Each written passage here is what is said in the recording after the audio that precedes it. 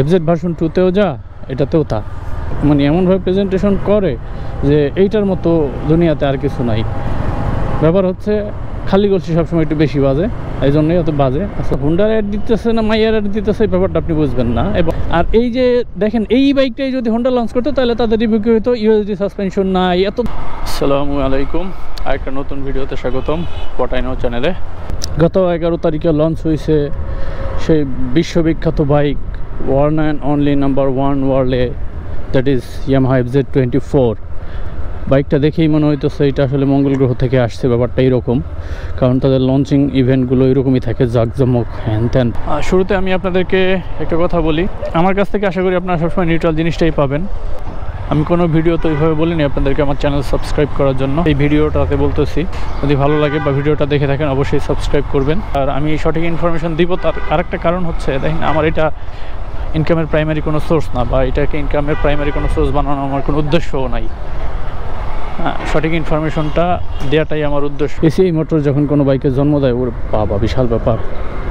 মানে মনে হইতেছে যে বাইক না, এটা যে একটা পিস নিয়ে আসছে, যে পিস আসলে পৃথিবীতে আর কিছু নাই। যাই হোক, এটা আমরা আস্তে আস্তে ধীরে সুস্থে জানি যে এটার আসার বিষয় কি। আসলে প্রথমে স্পেক দিয়ে শুরু করলে, এটার instrument console digital, but meter পরিমাণ খুবই ছোট, যেটা দিয়ে আপনি মিটাতে পারবেন না।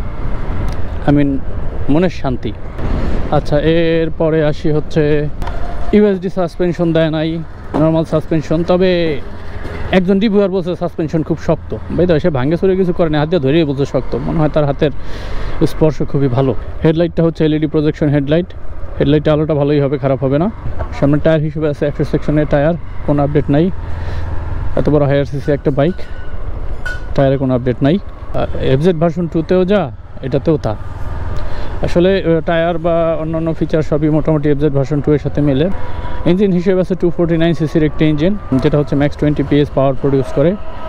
সো এই সেগমেন্টে সবচেয়ে লোয়েস্ট। এখন এই লোয়েস্টে জাস্টিফাই করার জন্য আবার কয়েকজন ব্লগার খাতা কলম নিয়ে ওইসব করে লাগছে যে এটা কেন স্লো, এবং এটার জাস্টিফিকেশনও দেওয়া হচ্ছে। ওই স্লো তো স্লোই, আবার এর জাস্টিফিকেশন কী আছে? দাম বেশি দিবেন মানে স্লো দিবেন, তাহলে বেটারা এটা নিয়ে কথা বলবেন, আবার এটার জন্য জাস্টিফিকেশন নিয়ে বসেন। তারপরে ব্রেকিং সিস্টেম হিসেবে আছে ডুয়েল চ্যানেল ABS। ওকে, মানলাম ডুয়েল চ্যানেল ABS ইজ ভালো, বাট এই সেগমেন্টে যদি সিএফ মোটরতে দেখেন, তারা হচ্ছে dual channel ABS with traction control দিছে। সো বুঝতেই পারতেছেন ডিফারেন্সটা কি। আর এসিআই লঞ্চ ইভেন্টের কথা না বললেই নয়।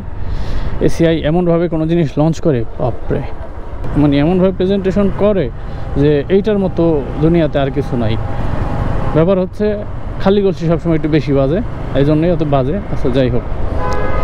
তো আরেকটা ব্যাপার হচ্ছে এদের যে লঞ্চিং ইভেন্টে প্লাস অন্যান্য যে কোনো জায়গায় আপনি দেখবেন, ফেসবুক স্ক্রলে যখনই ইয়ামাহার কোনো বাইক আসে, তখন দেখবেন একটা সুন্দর মাইয়া এমনভাবে ভাবভঙ্গি দিয়ে রয়েছে যে মানে আপনি আসলে ওরা যে হুন্ডার অ্যাড দিতেছে না মাইয়ার অ্যাড দিতেছে, এই ব্যাপারটা আপনি বুঝবেন না। এবং লঞ্চিং ইভেন্টটা তার ব্যতিক্রম হয় নাই।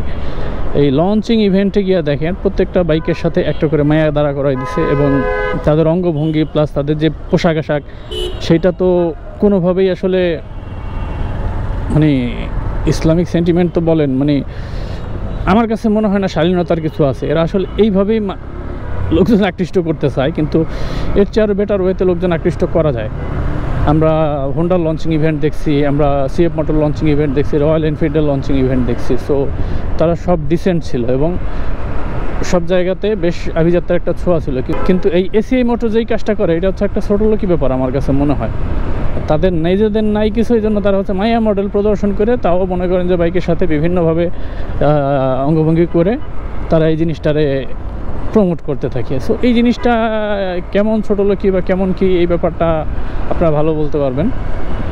বাট আমার কাছে এই ব্যাপারটা কি বলবো, মানে এদেরকে আমার ওগুলো বলতেও খারাপ লাগতেছে। অবশ্যই এই দিক দিয়ে ইয়ামাহা এসিআই মোটরস অনেকটা সাকসেস, কারণ এই সবটা স্ট্র্যাটেজি তাদের কাজে লাগে। বাংলার লোকজন খায়, বাংলার লোকজন তো এইসবই চায়। ভালো দিতে থাকেন। ওই সময়ের কিছু কমেন্টসগুলো দেখে আমার খুব মানে হাসি পাইছে বা খারাপও লাগছে। ব্যাপারটা হচ্ছে প্রায় অনেকেই কমেন্ট করতেছিল যে কি যেন, টাকা যতই হোক রাখেন সমস্যা নেই, কিন্তু মায়াটারে দিয়ে নাও। এটা কোনো কথা? ব্যাপার হচ্ছে যে এতদিন তো মার্কেটে কম্পিটিটর ছিল না, ভুগি চুগিতে অনেক কিছু করছে, দাম বেশি নিছে। সো দাম বেশি কেন তারা নেয় সেটার একটা লজিক আমি আমার একটা ভিডিওতে দিছি, সো এটা আপনারা দেখতে পারবেন আমার চ্যানেলে গিয়ে, বা উপরে ইনফরমেশন বাটনে ক্লিক করে ওই জিনিসটা আপনি দেখতে পারবেন। আর এইবার আসি আমাদের ব্লগারদের কথায়।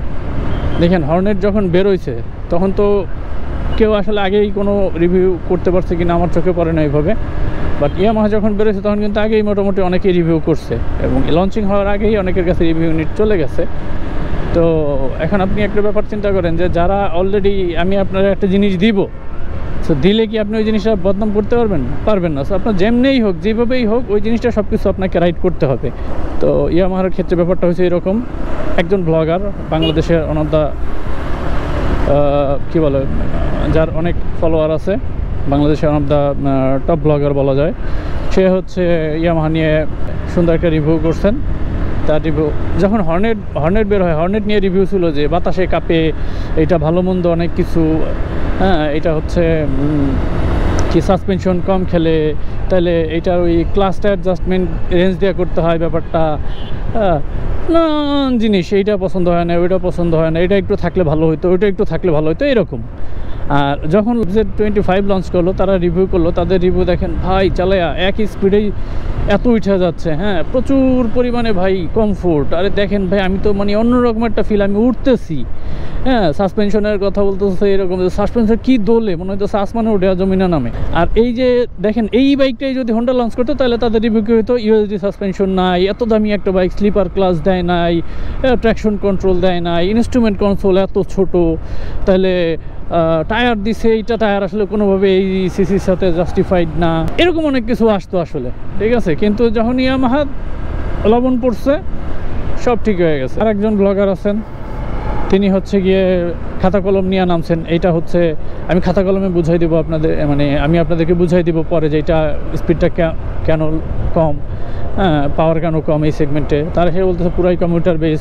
ভাই কমিউটার বেস হলে সমস্যা নেই, ওকে আমি মানলাম কমিউটার কমফোর্ট সবই ঠিক আছে, তাহলে ভাই দামে তো দিচ্ছেন কে 1,30,000 বা 1,50,000 বাইক, যে রয়্যাল এনফিল্ড বাংলাদেশে 3,40,000 বিক্রি হইতেছে, সেই রয়্যাল এনফিল্ডের এইটার দাম কম, এইটাকে আপনারা দিচ্ছেন 4,35,000 এবং এই দাম নিয়ে কোনো ব্লগার কোনো কথাও বলতেছে না, ঠিক আছে। এই দামটা নিয়ে কেউ কোনো কথাই বলতেছে না। এই জিনিসগুলো আসলে খারাপ লাগে না, এই জিনিসগুলো আসলে হওয়া উচিত না। আপনাদের দেখে লোকজন কি শিখবে? আপনাদের তো অনেকে ফলো করে, আপনাদের এখন অবশ্য দিন যাচ্ছে, সবাই আপডেট হচ্ছে, আপনাদেরকে লোকজন হয়তো ফলো করতেছে, বাট বেশি দিন করবে না, বা করলেও হয়তো আপনাদের মতামত ওইভাবে দাম দিবে না। ভাই এদের মানে আমি বুঝি না, যে কমেন্টও দেখছি এদের কমেন্টে লোকজন এত গাইল নেয়, ঠিক আছে, তারপরে এরা কেন জানি করে। অবশ্য টাকাই তো বিষয়, আলটিমেটলি গাইল খেয়ে কী হবে, টাকা তো পাইতেছে। নেগেটিভ জিনিসের সবচেয়ে বেশি মার্কিং হয়। আমি যেটা করতেছি এটা kind of negative review, but এটা আসলে মানুষকে সতর্ক করার জন্য। তাদের রিভিউ দেখেই হুট করে দুপদাপ করে ডিসিশন নিয়েন না। কেউ তো কিনবেনই অবশ্যই, মানুষ না কিনলে তো আর হবে না, কিছু কিছু মানুষ কিনবে, বাট যাদের টাকা আছে যারা কিনবেন তাদের কোনো সমস্যা নেই, তারা ওইটা বেচে আবার 2 দিন পর আরেকটা কিনতে পারবেন ভালো না লাগলে। কিন্তু যারা আসলে অনেক সেভিংস করে একটা বাইক কিনতে চান, তারা আসলে অনেক চিন্তা ভাবনা করে একটা বাইক কেনা। লংজিভিটি, পারফরমেন্স, আপনি ফিচার কি পাচ্ছেন, এই আর কি। লংজিভিটির কথা বলেন, আচ্ছা লংজিভিটির কথা বলে ইয়ামাহা যেই জিনিসটা সবচেয়ে বেশি সবসময় হাইলাইট করে সেটা হচ্ছে তাদের ইঞ্জিন রিলায়েবল, লং রানে চলে, এবং হচ্ছে ইঞ্জিন রিলায়েবল লং রানে চলে।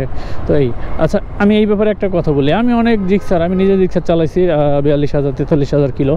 তো 42,000 কিলো পরেও আমি জিক্সারটা বেশ ভালো দামে বিক্রি করছি, কারণ যেই লোক চালাইছে বা যারা আমার জিক্সারটা ট্রায়াল দিছে তারা বুঝতে পারছে যে না আমার ইঞ্জিন একদম স্মুথ আছে, আমার ক্লাস যা আছে মেকার দিয়ে চালায় নানাভাবে টেস্ট করে আমার বাইকটা নিছে, বাট সবাই বলছে বাইকটা ভালো। এবং যেই দামে বিক্রি করছি আমি, ইউজুয়ালি সেই দামে জিক্সার বিক্রি হয় না, আরও কম দামে হয়। আমি সেই দামের চেয়েও বেশি দামে বিক্রি করছি শুধুমাত্র আমার কন্ডিশন দেখে, কারণ আমি বাইকটাকে সবসময় ওয়েল মেনটেন করতাম, কোনো জিনিস কখনো কমতি রাখতাম না।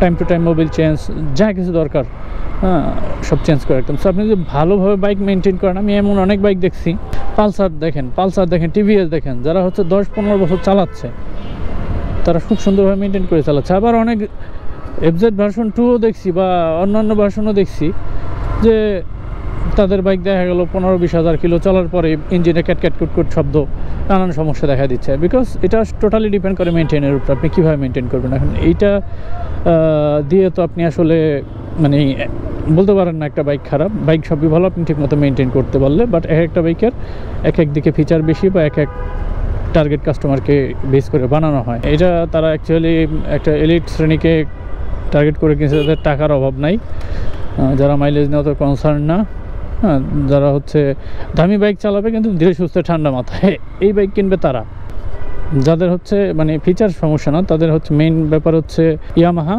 এবং দাম। তো ঠিক আছে ভাই ব্রাদার, আজকে এই পর্যন্তই, দেখা হবে অন্য কোনো ভিডিওতে। আল্লাহ আপনাদের সবাইকে ভালো রাখুন। আসসালামু আলাইকুম।